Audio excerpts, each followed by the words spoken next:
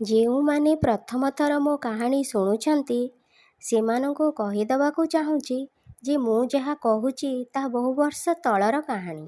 ମୋ ଛୋଟବେଳର କାହାଣୀ, ମୁଁ ୟୁପି ସ୍କୁଲରେ ପାଠ ପଢ଼ୁଥିବା ବେଳର କାହାଣୀ। ଆଜିର କାହାଣୀର ନାଁ ହେଉଛି ବର୍ଷା ଦିନେ ମୋ ସହ ପ୍ରାଙ୍କ।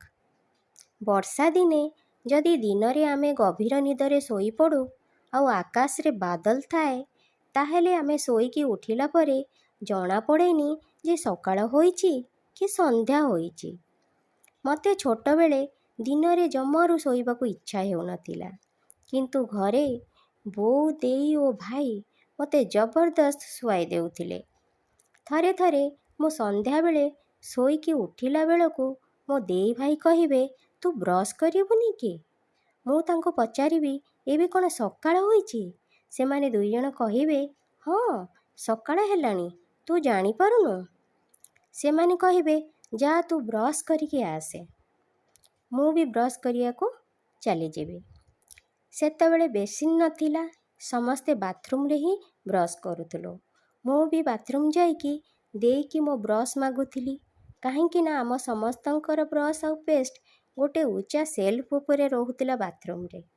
ମୋ ହାତ ପହଞ୍ଚୁ ନଥିଲା, ସେଥିପାଇଁ ମୁଁ ସବୁବେଳେ ଦେଇ କି ମୋ ବୋଉକୁ ମୋ ବ୍ରସ୍ ଆଉ ପେଷ୍ଟ ମାଗୁଥିଲି। ଦେଇ ଯାଇକି ମୋ ବ୍ରସ୍ ଆଣିକି ସେଥିରେ ପେଷ୍ଟ ଲଗେଇକି ମୋତେ ଦେଉଥିଲା। ମୁଁ ବି ସୁନା ପିଲା ପରି ବ୍ରସ୍ କରିକି ଆସିଯାଉଥିଲି। ବ୍ରସ୍ କରିକି ଆସିବା ପରେ ମୋ ଭାଇ ଭଉଣୀ ଦୁଇଜଣ ଖାଲି ଖିଲଖିଲ ହେଇ ମୋତେ ଦେଖିକି ହସୁଥିଲେ।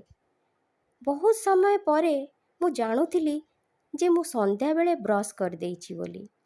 ଦେଇ ଭାଇ ବହୁତ ଥର ମୋ ସହ ଏମିତି କରିଛନ୍ତି।